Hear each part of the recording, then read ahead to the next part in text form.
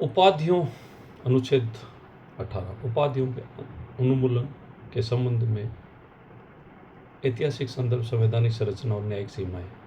औपनिवेशिक इतिहास, समानता का दर्शन और संविधान सभा का समझौता। अनुच्छेद 18 का ऐतिहासिक संदर्भ ब्रिटिश साम्राज्य की औपनिवेशिक रणनीति में निहित है, जिसमें नाइटहुड, राय बहादुर, खान बहादुर और जमींदारों जैसे उपाधियों के प्रदान करके वफादार कुलीन वर्गों का एक वर्ग बनाया, जिसमें केवल चापलूसी की संस्कृति को बढ़ावा मिला, सामाजिक पदानुक्रम को गहरा किया गया।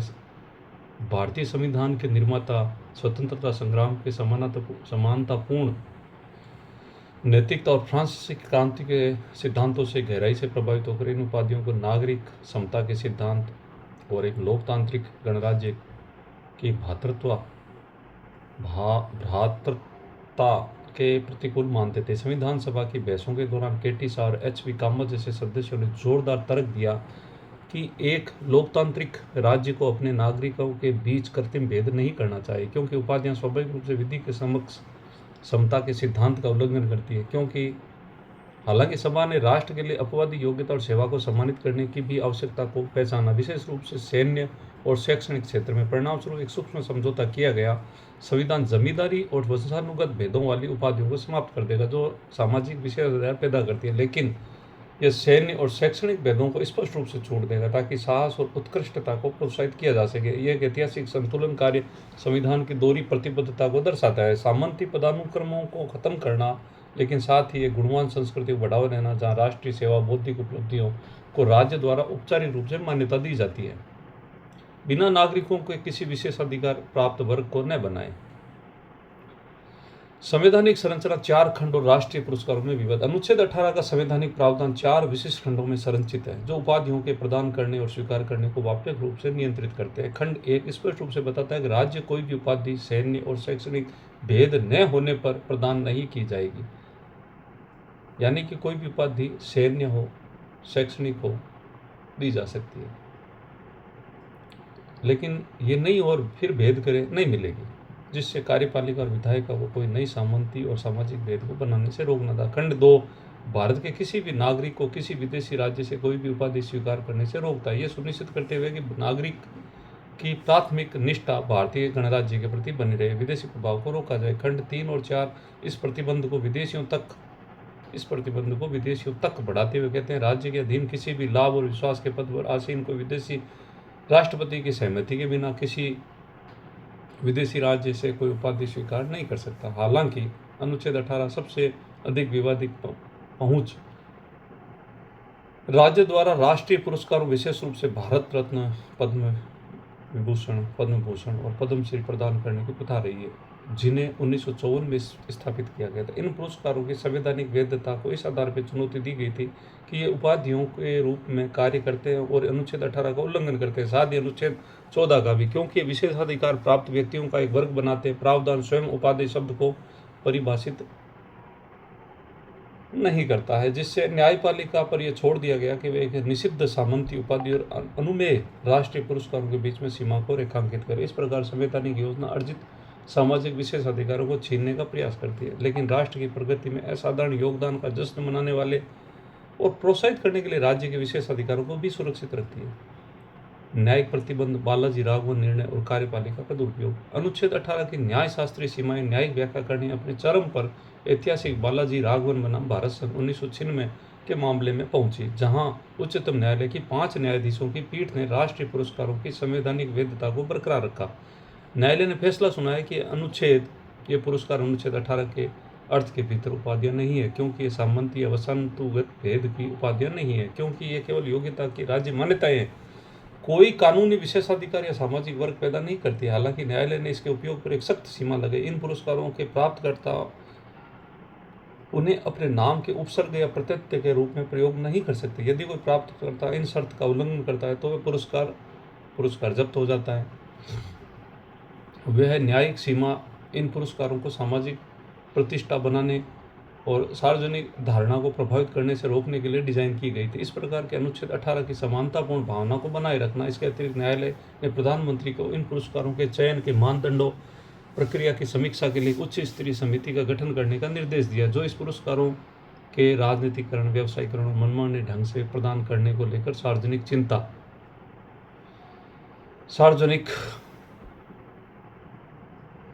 चिंता को संबोधित कर रही थी। इस न्यायिक सुरक्षा के बावजूद अनुच्छेद 18 की व्यवहारिक सीमा कार्यपालिका द्वारा राजनीतिक निर्वाचन क्षेत्रों और हस्तियों को खुश करने के लिए इन पुरस्कारों के निरंतर उपयोग में निहित है, जो अक्सर पुरस्कारों की प्रतिष्ठा को कमजोर करती है, जनहित याचिकाओं को जन्म देती है। इस प्रकार का अनुच्छेद 18 में सफलतापूर्वक सामंती उपाधियों को समाप्त तो कर दिया गया, लेकिन इसकी निरंतर चुनौती यह सुनिश्चित करता है कि राज्य मान्यता के आधुनिक समकक्ष शक्ति से योग्यता आधारित बने रहे, अनजाने उन सामाजिक पदानुक्रमों को पुनर्जीवित न करे जिन्हें संविधान नष्ट करना चाहता था। मौलिक स्वतंत्रताओं पर ऐतिहासिक विकास, व्यापक प्रावधान, युक्त प्रतिबंधों का सिद्धांत, औपनिवेशिक सेंसरशिप से लोकतांत्रिक स्वतंत्रता तक का ऐतिहासिक सफर। अनुच्छेद 19 का ऐतिहासिक विकास भारतीय राष्ट्रीय आंदोलन में गहराई से निहित है, जहाँ नागरिक स्वतंत्रताओं और अभिव्यक्ति स्वतंत्रता की मांग औपनिवेशिक सेंसरशिप और सत्तावादी शासन के खिलाफ प्राथमिक हथियार थी। संविधान के निर्माता अमेरिकी संविधान के पहले संशोधन से भारी रूप से प्रभावित है, जो बोलने की निरपेक्ष स्वतंत्रता की गारंटी देता है, और आयरिश संविधान से भी जो युक्त प्रतिबंधों की अनुमति देता है। अमेरिका और आयरिश दोनों की इसमें पहचान है, दोनों का मौलिकता इसमें शामिल है। संविधान सभा की बहसों के दौरान जवाहरलाल नेहरू, सरदार वल्लभ भाई पटेल जैसे नेताओं ने पहचाना कि जबकि अभिव्यक्ति, सभा और संघ की स्वतंत्रता लोकतंत्र की जीवन रेखा थी, वे एक विविध, खंडित और नव स्वतंत्र राष्ट्र में सांप्रदायिक हिंसा और बाहरी खतरों के प्रति अति संवेदनशील थे, निरपेक्ष नहीं हो सकते थे। परिणाम स्वरूप अनुच्छेद 19 के मूल मसौदे, जिसमें 7 स्वतंत्रताओं की गारंटी थी, संरक्षण खंडों के संबंध में गहन जांच की गई, जो राज्य को प्रतिबंध लगाने की अनुमति देते थे। प्रतिबंधों की प्रारंभिक शब्दावली को प्रारंभिक उच्चतम न्यायालय द्वारा बहुत संकीर्ण माना गया, जिसके परिणाम स्वरूप 1951 के ऐतिहासिक प्रथम संवैधानिक संशोधन अधिनियम हुआ, जिसे प्रतिबंधों के आधारों पर विस्तार, सार्वजनिक व्यवस्था, विदेशी राज्यों के साथ मैत्रीपूर्ण संबंधों, अपराध की उकसाहट शामिल करने के लिए किया गया। यह ऐतिहासिक पथ संविधान के नाजुक संतुलन राज्य को रेखांकित करता है, लोकतांत्रिक विमर्श के लिए आवश्यक नागरिक स्वतंत्रियों के लिए एक मजबूत ढांचा स्थापित करता है, जबकि साथ ही राज्य को राष्ट्रीय सुरक्षा, सार्वजनिक व्यवस्था तथा सामाजिक नैतिकता बनाए रखने की आवश्यक पुलिस शक्तियों से लैस करना। अनुच्छेद 19 का विकास एक औपनिवेशिक प्रजा से लोकतांत्रिक नागरिक में संक्रमण को दर्शाता है, जो मौलिक स्वतंत्रियों से लैस है, जो हालांकि समाज के सामूहिक कल्याण द्वारा स्वाभाविक रूप से शर्तीकृत हैं। 6 मौलिक स्वतंत्रता, उनका विस्तारित व्याख्यात्मक दायरा। अनुच्छेद 19 के संवैधानिक प्रावधान 1978 में 44 संविधान संशोधन, जिसमें खंड 1F के तहत संपत्ति के अधिकार को निरस्त कर दिया गया के बाद सभी नागरिकों को 6 मौलिक स्वतंत्रताएं प्रदान करते हैं।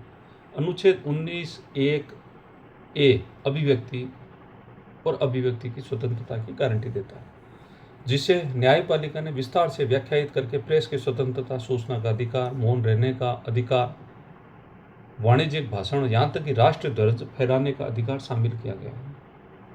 अभिव्यक्ति और अभिव्यक्ति की स्वतंत्रता। अनुच्छेद 1B शांतिपूर्वक और बिना हथियारों के एकत्रित होने का अधिकार प्रदान करता है, जो राजनीतिक असंतोष के लिए महत्वपूर्ण है। अनुच्छेद 1C संघ बनाने का अधिकार सुरक्षित रखता है, जिसमें राजनीतिक दल, कंपनियां, साझेदारी फर्म, ट्रेड यूनियन शामिल है। साथ ही संघ में शामिल न होने का नकारात्मक अधिकार भी है। अनुच्छेद 1D भारत के पूरे क्षेत्र में स्वतंत्र रूप से घूमने का अधिकार करता है, जो राष्ट्रीय एकीकरण और मुक्त व्यापार को बढ़ावा देता है, जबकि अनुच्छेद 19(1)E देश के किसी भी भाग में निवास और बसने का अधिकार प्रदान करता है, जो विशिष्ट क्षेत्रों में अनुसूचित जनजातियों के हितों की रक्षा के लिए युक्त प्रतिबंधों के अधीन है। अंत में अनुच्छेद 1G किसी भी पैसे का अभ्यास करने या किसी का व्यापार और व्यवसाय को चलाने का अधिकार प्रदान करता है, जो आर्थिक स्वतंत्रता की नींव बनाता है। राज्य को पेशेवर योग्यताओं को निर्धारित करने या राज्य को एकाधिकार बनाने की अनुमति देता है। ये 6 स्वतंत्रताएं राज्य के केवल हस्तक्षेप के खिलाफ नकारात्मक अधिकार नहीं बल्कि सकारात्मक गारंटी भी है, जो नागरिक को राष्ट्र के राजनीतिक, सामाजिक और आर्थिक जीवन में पूरी तरह से भाग लेने के लिए सशक्त बनाती है। युक्ति युक्त प्रतिबंधों का सिद्धांत समसामयिक न्यायशास्त्र अनुच्छेद 19 का सबसे महत्वपूर्ण पहलू उसकी सीमाओं में निहित है, जो खंड 19(2) 19(6) में निहित है, जो राज्य को विशिष्ट गिनाए गए आधारों पर स्वतंत्रताओं पर युक्ति युक्त प्रतिबंध लगाने की अनुमति देते हैं। युक्ति युक्त प्रतिबंध का सिद्धांत यह दर्शाता है कि सीमा मनमानी या अत्यधिक नहीं होनी चाहिए। प्रतिबंध को उस उद्देश्य के बीच एक सीधा और निकट संबंध होना चाहिए जो प्राप्त किया जाना है, जैसा कि मद्रास राज्य बनाम वी राव 1952 में स्थापित किया गया था। अभिव्यक्ति की स्वतंत्रता 19(2) के लिए भारत की प्रभुत्व और अखंडता, राज्य की सुरक्षा, विदेशी राज्यों के साथ मैत्रीपूर्ण संबंध, सार्वजनिक व्यवस्था, शालीनता, नैतिकता, न्यायालय की अवमानना, मानहानि और अपराध की उकसाहट के आधार पर प्रतिबंध लगाए जा सकते हैं। ऐतिहासिक श्रेया सिंघल बनाम भारत संघ 2015 के मामले में उच्चतम न्यायालय ने आईटी अधिनियम की धारा 66(1) को रद्द कर दिया और इस बात पर जोर दिया कि प्रतिबंध का उकसाहट से स्पष्ट संबंध होना चाहिए, न कि वकालत से। इस प्रकार डिजिटल युक्त भाषण की भी रक्षा की गई। सभा 19(3) के लिए प्रतिबंध प्रभुत्व, अखंडता और सार्वजनिक व्यवस्था के हितों में लागू होते हैं। 19(4) के लिए आधार प्रभुत्व, अखंडता और सार्वजनिक व्यवस्था है। आवागमन और निवास के लिए 19(5) के लिए प्रतिबंध सामान्य जनहित में अनुसूचित जनजातियों के हितों की रक्षा के लिए हो सकते हैं। पैसे 19(6) के लिए प्रतिबंध जनहित में लागू होते हैं। न्यायपालिका ने लगातार ये माना है कि युक्ति युक्तता का परीक्षण वस्तुनिष्ठ रूप से लागू किया जाना चाहिए, सामाजिक संदर्भ और अधिकार की प्रकृति को ध्यान में रखते हुए, जैसा कि अनुराधा भसीन बनाम भारत संघ 2020 में देखा गया, जहां न्यायालय ने फैसला सुनाया कि इंटरनेट पर अभिव्यक्ति और अभिव्यक्ति की स्वतंत्रता अनुच्छेद 19(1)(a), 19(1)(g) का अभिन्न अंग है और किसी भी निलंबन को आनुपातिक होना चाहिए और न्यायिक समीक्षा के अधीन होना चाहिए। इस प्रकार अनुच्छेद 19 के तहत सीमा राज्य की शक्ति पर एक व्यापक प्रतिबंध नहीं बल्कि संवैधानिक रूप से अनिवार्य आनुपातिकता का परीक्षण है, जो सार्वजनिक व्यवस्था के बहाने राज्य को लोकतांत्रिक असंतोष को रोकने से रोकता है। अनुच्छेद 20 मनमाने दोष सिद्धि के विरुद्ध ऐतिहासिक सुरक्षा, विस्तृत प्रावधान, न्यायशास्त्रीय सीमाएं। तानाशाही राज्य शक्ति के विरुद्ध ऐतिहासिक सुरक्षा कवच और संविधान सभा का आशय। अनुच्छेद 20 का ऐतिहासिक संदर्भ तानाशाही राज्य शक्ति और आपराधिक न्याय प्रणाली के मनमाने उपयोग के गहरे डर से निहित है, जो औपनिवेशिक युग के दौरान दमनकारी अध्यादेशों, निवारक हिरासत कानूनों और दंडात्मक कानूनों के माध्यम से व्यापक रूप से अनुभव किया गया था, जो स्वतंत्रता आंदोलन को कुचलने के लिए डिजाइन किए गए थे। भारतीय संविधान के निर्माताओं ने राज्य की विशाल और जबरदस्त मशीनरी के खिलाफ अभियुक्त के लिए एक अभेद कवच बनाने का प्रयास किया। अमेरिकी संविधान के 5वें और 6वें संविधान संशोधन से प्रेरणा लेते हुए, जो विधेय प्रक्रिया, दोहरे खतरे से सुरक्षा और आत्म अपराधन के खिलाफ अधिकार को गारंटी देते हैं, और अंग्रेजी सामान्य कानून के सिद्धांत नेमो डिबेट प्रोडियर स्पेसम, कोई भी व्यक्ति स्वयं को दोषी ठहराने के लिए बाध्य नहीं है, से अनुच्छेद 20 को एक मौलिक अधिकार के रूप में तैयार किया गया है, जिसे राष्ट्रीय आपातकाल के दौरान भी निलंबित नहीं किया जा सकता है। आपातकाल के दौरान अनुच्छेद 21 को निलंबित करने के विपरीत अनुच्छेद 20 को गैर व्युत्पन्न नॉन डेरोगेबल बनाने का ऐतिहासिक निर्णय संविधान की राज्य प्रायोजित कानूनी अत्याचारों की पुनरावृत्ति को रोकने की निरपेक्ष प्रतिबद्धता को रेखांकित करता है। डॉक्टर अंबेडकर के नेतृत्व में संविधान सभा की बहसों पर बल दिया गया कि आपराधिक कानून का उपयोग राजनीतिक उत्पीड़न के उपकरण के रूप में नहीं किया जाना चाहिए। इसलिए व्यक्ति के जीवन, स्वतंत्रता और सम्मान की रक्षा के राज्य में दंडात्मक प्रकोप के खिलाफ विशिष्ट और अपरिवर्तनीय प्रक्रियात्मक और सारभूत सुरक्षा उपायों की आवश्यकता थी। तिहरी सुरक्षाएं, पूर्वव्यापी अपराधकरण, दोहरा खतरा और आत्म अपराधन। अनुच्छेद 20 के संवैधानिक प्रावधान 3 विशिष्ट खंडों में संरचित है, जो प्रत्येक मनमाने दोष सिद्धि के विभिन्न पहलुओं के खिलाफ एक विशिष्ट सुरक्षा प्रदान करते हैं। अनुच्छेद 20 एक एक्स पोस्ट फैक्टो यानी पूर्वव्यापी कानूनों के खिलाफ सुरक्षा प्रदान करता है, यह बताते हुए कि किसी भी व्यक्ति को किसी अपराध का दोषी नहीं ठहराया जाएगा सिवाय उस समय प्रवर्त विधि के उल्लंघन के लिए जब अपराध किया गया था और न ही उस समय प्रवर्त विधि के तहत लगाए जाने वाले दंड से अधिक किसी दंड को अधीन किया जाएगा। यह सुनिश्चित करता है कि विधायिका पूर्वव्यापी रूप से किसी कार्य को आपराधिक नहीं बना सकती है या उसकी सजा को नहीं बढ़ा सकती है। अनुच्छेद 20 डबल जियोपार्डी दोहरे खतरे के सिद्धांत को समाहित करता है। यह अनिवार्य करता है कि किसी व्यक्ति को एक ही अपराध के लिए एक से अधिक बार अभियोजित और दंडित नहीं किया जाएगा। यह राज्य को एक ही कथित अपराध के लिए व्यक्ति को बार बार मुकदमा उत्पीड़न करने से रोकता है। आपराधिक कार्रवाई में अंतिमता सुनिश्चित करता है। अनुच्छेद 20(3) के आत्म अपराधन के खिलाफ अधिकार की गारंटी नहीं देता है। यह घोषित करते हुए कि किसी अपराध का अभियुक्त कोई भी व्यक्ति अपने विरुद्ध साक्षी बनने के लिए बाध्य नहीं करेगा। यह खंड अभियुक्त को पुलिस या जांच एजेंसियों द्वारा शारीरिक, मानसिक या मनोवैज्ञानिक जबरदस्ती से बचाता है। यह सुनिश्चित करता है कि साबित करने का बोध पूरी तरह से अभियोजन पर बना रहे और अभियुक्त को जब तक निर्दोष माना जाए जब तक उसका दोष साबित न हो जाए। 3 खंड मिलाकर सुरक्षा का व्यापक त्रिक बनाते हैं जो भारत में आपराधिक न्यायशास्त्र सारभूत और प्रक्रियात्मक पहलुओं को नियंत्रित करता है। न्यायिक सीमाएं, सेलवी निर्णय, जांच एजेंसियों की शक्तियां। अनुच्छेद 20 में न्यायशास्त्रीय सीमाओं और न्यायिक व्याख्याओं को ने इसके दायरे को काफी परिष्कृत किया है। अभियुक्त के अधिकारों को प्रभावी कानून प्रवर्तन की आवश्यकताओं के बीच में संतुलन बनाया गया है। अनुच्छेद 20(1) के संबंध में उच्चतम न्यायालय ने रतनलाल बनाम पंजाब राज्य 1965 में स्पष्ट किया कि जबकि एक पूर्वव्यापी कानून सजा नहीं बढ़ा सकता है या नया अपराध नहीं बना सकता है, तो एक पूर्वव्यापी कानून जो सजा कम करता है या अभियुक्त के पक्ष में होता है पूरी तरह से मान्य है, लागू किया जा सकता है। अनुच्छेद 20(2) के लिए मकबूल हुसैन बनाम बॉम्बे राज्य और थॉमस डाना बनाम पंजाब राज्य 1959 न्यायालय ने स्थापित किया कि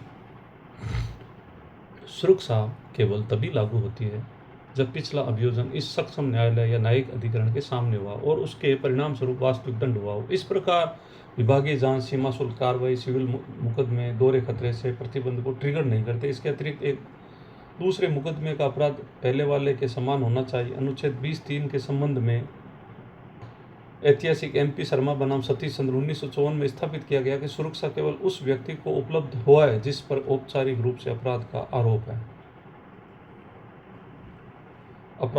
और जबरदस्ती साक्ष्यगत मौखिक और दस्तावेजी प्रकृति नहीं होनी चाहिए। समसामयिक युग में सबसे महत्वपूर्ण सीमा और व्याख्या सेलवी बनाम कर्नाटक राज्य 2010 में उभरी, जहां उच्चतम न्यायालय ने फैसला सुनाया नार्को विश्लेषण, पॉलीग्राफ परीक्षणों, ब्रेन मैपिंग, BEOS का अनैच्छिक प्रशासन अनुच्छेद 20(3) का उल्लंघन करते हैं क्योंकि वे रासायनिक और मनोवैज्ञानिक जबरदस्ती के माध्यम से साक्ष्यगत प्रक्रियाओं को निकालते हैं। मानसिक गोपनीयता के अधिकार और निर्दोषता की धारणा का उल्लंघन करते हैं। हालांकि न्यायालय ने इन परीक्षणों को अनुमति दी यदि अभियुक्त मजिस्ट्रेट के समक्ष सूचित और स्वैच्छिक सहमति दे देता है। इस प्रकार यदि अनुच्छेद 20 राज्य की जबरदस्ती के खिलाफ निरपेक्ष सुरक्षा प्रदान करता है, इसकी सीमाएं सुनिश्चित करती है। ये सत्य की खोज में बाधा डालने के लिए दोषियों के लिए एक ढाल न बने, बशर्ते जांच के तरीके स्वैच्छिक, वैज्ञानिक रूप से मान्य और कानूनी रूप से स्वीकृत हो। अनुच्छेद 21 जीवन और व्यक्तिगत स्वतंत्रता की सुरक्षा में ऐतिहासिक प्रतिमान में बदलाव, विस्तारित प्रावधान, प्रक्रियात्मक विधेय, प्रक्रिया का सिद्धांत। विधि द्वारा स्थापित प्रक्रिया से नियत प्रक्रिया तक ऐतिहासिक और न्यायिक विकास। अनुच्छेद 21 का ऐतिहासिक विकास भारतीय संवैधानिक इतिहास में सबसे नाटकीय और गहन यात्रा है, जो एक संकीर्ण रूप से व्याख्यायित प्रक्रियात्मक सुरक्षा से भारतीय संविधान के मैग्ना कार्टा में बदल गया। मूल रूप से निर्माताओं ने जापानी संविधान और ब्रिटिश कानूनी परंपरा से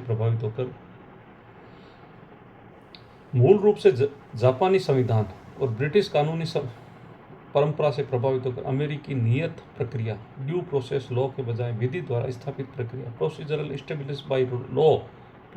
इस्टेब्लिश बाय लॉ शब्द का उपयोग किया गया, जिसका उद्देश्य न्यायिक समीक्षा को सीमित करना और न्यायालयों को केवल अनुचितता के आधार पर कानूनों को रद्द करने से रोकना था। इस प्रतिबंधात्मक आशय को प्रारंभिक A.K. गोपालन बनाम मद्रास राज्य 1950 में साकार किया गया, जहां उच्चतम न्यायालय ने माना अनुच्छेद 21 केवल विधायी प्राधिकरण की कमी वाली कार्यपालिका कार्रवाई से सुरक्षा करता है। कोई भी कानून चाहे कितना भी कठोर या अन्यायपूर्ण क्यों न हो, जीवन या स्वतंत्रता से वंचित कर सकता है।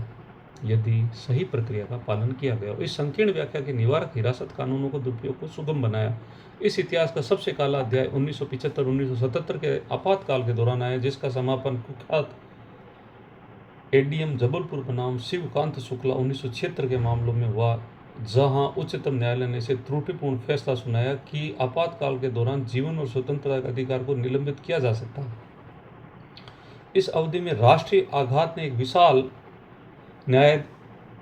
न्यायशास्त्रीय जागरण को जन्म दिया। 44वें संविधान संशोधन 1978 में आपातकाल के दौरान अनुच्छेद 20 और 21 के निलंबन को स्पष्ट रूप से प्रतिबंधित कर दिया। उसके बाद उच्चतम न्यायालय ने मेनका गांधी बनाम भारत संघ 1978 में गोपालन को पलट दिया और यह स्थापित किया कि विधि द्वारा स्थापित प्रक्रिया सही, न्यायसंगत, उचित और तर्कसंगत होना चाहिए। प्रभावी ढंग से अमेरिकी सारभूत नियम प्रक्रिया की अवधारणा को भारतीय न्यायशास्त्र में आयत किया गया। अनुच्छेद 21 और अनुच्छेद 14 और 19 के साथ अटूट रूप से जोड़ा स्वर्णिम त्रिभुज अनुच्छेद 21, अनुच्छेद 14 और 19 के साथ अटूट रूप से जोड़ा गया। जीवन और व्यक्तिगत स्वतंत्रता, विस्तारित दायरा, गरिमा से गोपनीयता। अनुच्छेद 21 के प्रावधान बताते हैं कि विधि द्वारा स्थापित प्रक्रिया के अनुसार ही किसी व्यक्ति को उसके जीवन या व्यक्तिगत स्वतंत्रता वंचित नहीं किया जाएगा। मेनका गांधी प्रतिमान बदलाव के बाद उच्चतम न्यायालय ने जीवन और व्यक्तिगत स्वतंत्रता शब्दों का विस्तार से व्याख्यायित किया। फ्रांसिस कारोली मुलिन बनाम प्रशासक, दिल्ली 1981 में न्यायालय ने फैसला सुनाया कि जीवन का अधिकार केवल पशु अस्तित्व और सांस लेना नहीं, बल्कि उसमें मानव गरिमा के साथ जीने का अधिकार, उसके साथ जाने वाली सभी चीजें शामिल है, जैसे जीवन की नंगी आवश्यकताएं, पर्याप्त पोषण, कपड़े, आश्रय। तब से न्यायपालिका ने अनुच्छेद 21 में कई अनगिने अधिकारों को पढ़ा है। इसे मानवाधिकारों का एक विशाल भंडार बदल दिया। इसे स्वच्छ पर्यावरण का अधिकार है, एमसी मेहता बनाम भारत संघ, आजीविका का अधिकार, ओल्गा टेलिस बनाम बॉम्बे नगर निगम, शिक्षा का अधिकार, बाद में अनुच्छेद 21A के रूप में क्रिस्टलीकृत स्वास्थ्य और चिकित्सा सहायता का अधिकार, परमानंद कटारा बनाम भारत संघ, त्वरित मुकदमों का अधिकार, एकल कारावास, बार फेटर्स के खिलाफ अधिकार, निःशुल्क कानूनी सहायता का अधिकार, गोपनीयता का अधिकार शामिल है। इस विस्तारित कानून की मुकुट उपलब्धि के अस्पुट्टू स्वामी बनाम भारत संघ 2017 का ऐतिहासिक 9 न्यायाधीशों का निर्णय था, जिसमें गोपनीयता के अधिकार को अनुच्छेद 21 के एक आंतरिक हिस्से के रूप से निर्विवाद रूप से घोषित किया, जो व्यक्ति की स्वायत्तता, शारीरिक अखंडता, व्यक्तिगत पसंद और राज्य और गैर राज्य हस्तक्षेप से बचाता है। इस प्रकार अनुच्छेद 21 एक संकीर्ण प्रक्रियात्मक गारंटी में विकसित होकर मानवाधिकारों का एक सारभूत चार्टर बन गया है, जो राज्य और समाज के साथ व्यक्ति की लगभग हर बातचीत को नियंत्रित करता है। राज्य की शक्ति, मृत्युदंड और निष्क्रिय इच्छा मृत्यु और आपातकालीन सीमाएं। अनुच्छेद 21 पर सीमाएं हैं, न्यायशास्त्रीय बाधाएं राज्य की उस शक्ति के इर्द गिर्द घूमती है जो किसी व्यक्ति को उसके जीवन या स्वतंत्रता से वंचित कर सकती है, बशर्ते प्रक्रिया मान्य हो। प्राथमिक सीमा यह है कि अनुच्छेद 21 एक निरपेक्ष अधिकार नहीं है, राज्य जीवन और स्वतंत्रता कम कर सकता है। यदि एक ऐसा कानून बनता है जहां ऐसी प्रक्रिया को निर्धारित करता है जो उचित, न्यायसंगत और तर्कसंगत हो, यदि उस प्रक्रिया का सख्ती से पालन किया जाए, यह संतुलन कार्य मृत्युदंड की संवैधानिक वैधता में सबसे स्पष्ट रूप से देखा जाता है। बचन सिंह बनाम पंजाब राज्य 1980 में उच्चतम न्यायालय ने मृत्युदंड को बरकरार रखा, लेकिन इसे दुर्लभ मामलों तक सीमित कर दिया, यह सुनिश्चित करते हुए जीवन का वंचित होना मनमाना न हो। अनुच्छेद 14 के तहत अनुपातिकता परीक्षण का पालन करें। इसी तरह मरने का अधिकार तीव्र कानूनी सीमा का विषय रहा, जबकि उच्चतम न्यायालय ने ज्ञान कौर बनाम पंजाब राज्य 1996 में फैसला सुनाया कि जीवन के अधिकार में मरने का अधिकार शामिल नहीं है। इस प्रकार आत्महत्या के प्रयास के संबंध में 309 आईपीसी की वैधता को बरकरार रखा। बाद में कॉमन कॉज बनाम भारत संघ 2018 में से निष्क्रिय इच्छा मृत्यु और अग्रिम चिकित्सा निर्देशों लिविंग विल के निष्पादन को वैध बनाया। यह मानते हुए गरिमा के साथ मरने का अधिकार अनुच्छेद 21 का एक पहलू है, बशर्ते दुरुपयोग को रोकने के लिए सख्त प्रक्रियात्मक सुरक्षा उपाय किए जाएं। इसके अतिरिक्त अनुच्छेद 21 और 22 में प्रक्रियात्मक सुरक्षा उपायों के अधीन जो अनिवार्य करता है, गिरफ्तार व्यक्ति को गिरफ्तारी के आधारों पर सूचना दी जानी चाहिए, उसे कानूनी व्यवसायी से परामर्श करने का अधिकार है। अंत में उसे अनुच्छेद 21 को आपातकाल के दौरान निलंबित नहीं किया जा सकता। इसका प्रवर्तन अनुच्छेद 359 के तहत अस्थायी रूप से रोका जा सकता है यदि एक राष्ट्रपति आदेश जारी करे। हालांकि 44वें संशोधन यह सुनिश्चित करता है कि कार्यपालिका कार्रवाई के खिलाफ जीवन और स्वतंत्रता के मूल अधिकार को अविचल्य बने रहे। इस प्रकार अनुच्छेद 21 की सीमा अधिकार कमजोर पड़ने में नहीं बल्कि राज्य की प्रक्रिया में कठोर न्यायिक जांच में निहित है। यह सुनिश्चित करते हुए जीवन और स्वतंत्रता से वंचित होना हमेशा एक अपवाद और शक्ति से विधि के शासन और संवैधानिक नैतिकता द्वारा शासित हो। धन्यवाद।